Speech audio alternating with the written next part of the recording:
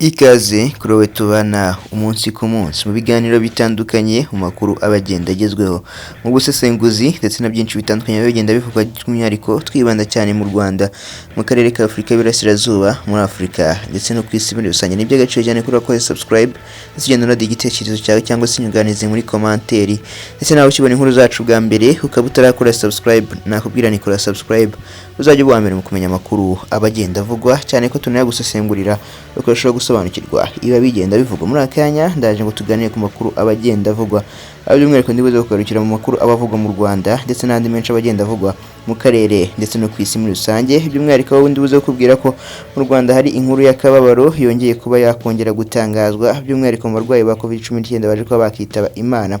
Ni mu gihe kandi kuri iyi nshuro u Rwanda rwohereje abasirikare muri Central Africa kurinda ingabo zarwo zashotowe n'inyeshyamba za Bozizi wahoze ayobora iki gihugu. Ni mu gihe kandi mu gihugu cya Uganda Perezida Museveni yavuze ko abayoboke ba Bobi Wine azabamaraho.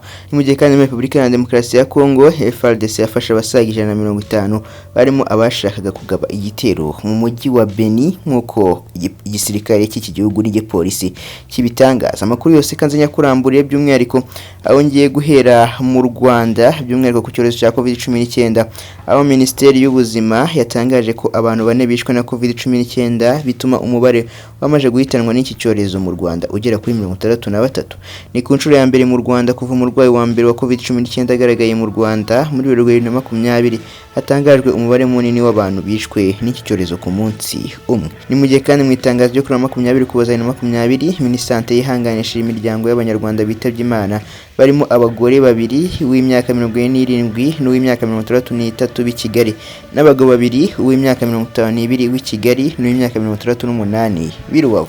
Usibye kandi abitabye Imana kuri iki cyumweru abantu 31 basanzwe mu cyorezo cya COVID-19 giterwa n'agakoko ka coronavirus mu bipimo 3545 byafashwe. Ni mu gihe kandi ibingibi byatumye umubare wamaze kwandura uba 2793 mu gihe babiri aribo bayikize abamaze gukira baba 6091. Abarwayi bashya bagaragaye muri Kigali ahakuwe 6, Rubavu 25, Muhanga 13, Huye 9, Musanze 4, Gakenke 2. Ni mu gihe Ikirehe na Nyanza hose hakuwe umurwayi umwe. Ni mu gihe kandi abarwayi 1139 nibo bakiri kwitabwaho kwa muganga abarimo n'abatagaragaza ibimenyetso bikomeye bakurikiranirwa mu ngo zabo. Ni mu gihe kandi kuva umurwayi wa mbere wa COVID-19 agaragaye mu Rwanda ku wa 14 2020 hamaze gufatwa ibipimo bigera ku 639,221.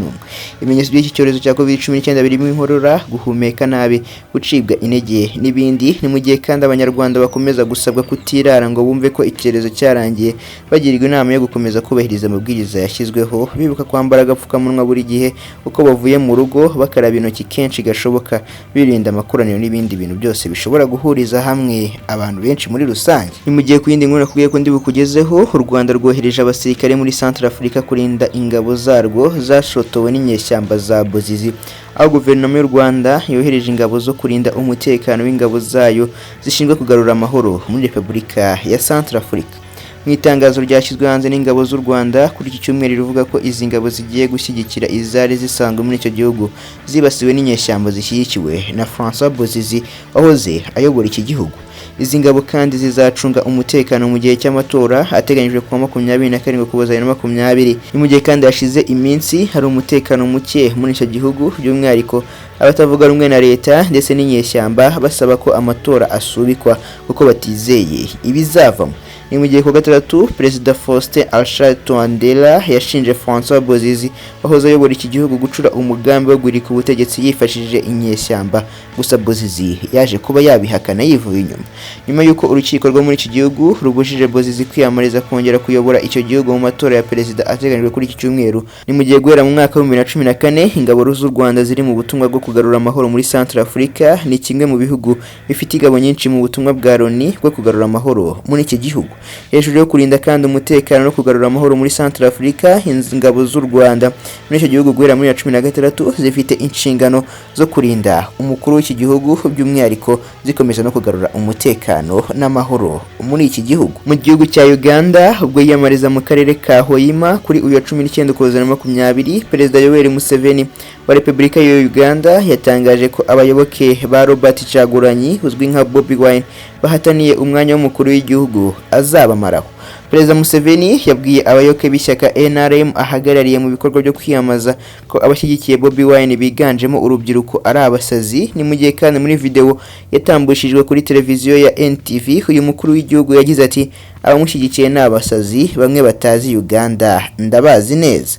Ni mu gihe uyu mukuru w'igihugu kandi yatangaje ko afite umugambi wo kumaraho agatsiko k'insoresore ka Bobi Wine, aho yagize ati agatsiko ka Kyagulanyi nzakamaraho gake gake nzababona mwebwe nimutegereze. Ni mu gihe kandi ubwo yavugaga iri jambo byagaragaye ko abayoboke ba NRM bari bacecetse basa nabumiwe, gusa nyuma yaho baje kumukomera amashyi. Ikindi kandi ntabwo yigeze asobanura uburyo azamaraho aba bayoboke b'umukandida bahanganiye mu matora y'umukuru w'igihugu.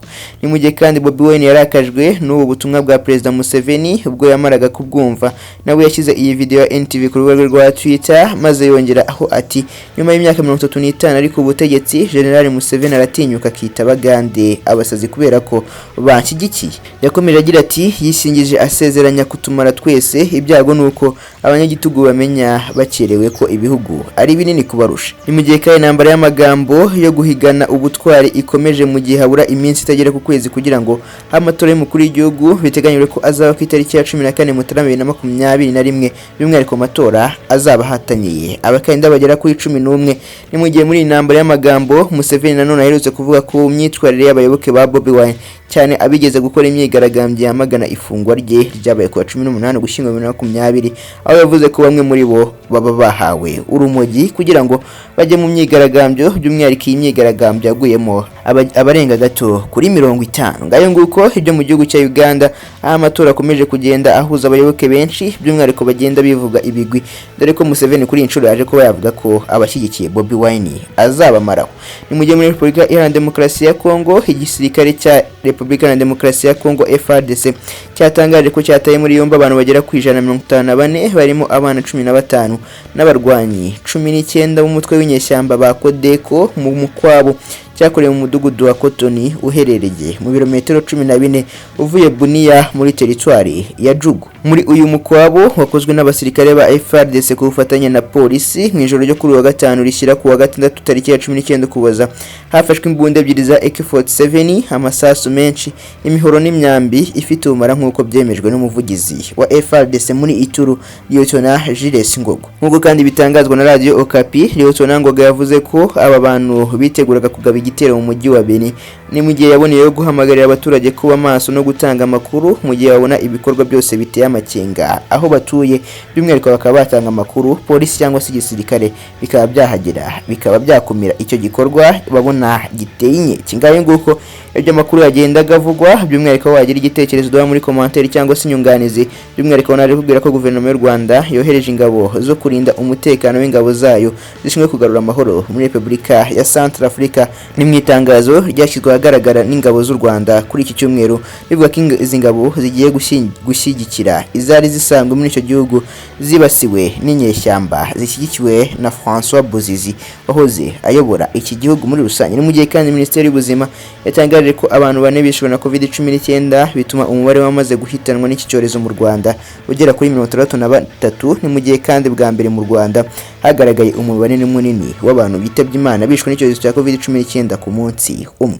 Ni mu gihe mu gihugu cya Uganda ubwo yiyamamaza mu karere ka Hoima kuri uyu wa 19 Ukuboza 2020, Perezida Yoweri Museveni wa Repubulika ya Uganda yatangaje ko abayoboke ba Robert Kyagulanyi uzwi nka Bobi Wine bataniye ku mwanya w'umukuru w'igihugu azabamaraho, by'umwihariko agenda n'abashinja ko abayoboke be bagenda bakora imyigaragambyo bafashe ibiyobyabwenge bizwi nk'urumogi. Ni mu gihe muri Repubulika Iharanira Demokarasi ya Kongo igisirikare cyaho cya FARDC cyatangaje ko cyataye muri yombi abantu bagera ku 154 barimo abana 15 n'abarwanyi 16 b'umutwe w'inyeshyamba wa Kodeko mu mukwabo cyakorewe mu mudugudu wa Kotoni uherereye mu birometero 15 uvuye Bunia muri territoire ya Juju, aho ngaba bari barimo abashaka kugaba igitero mu mujyi wa Beni. Ngayo nguko ijya makuru yagendaga avugwa, by'umwihariko waduha igitekerezo aho ngaho muri komanteri, ndetse nawe ukibona inkuru zacu bwa mbere ukaba utarakora subscribe, nakubwira nikora subscribe uzagenda uwa mbere mu kumenya amakuru abagenda agezweho 5 kuri 5 isaha ku isaha umunota ku wundi, by'umwihariko nayagiramo uruhare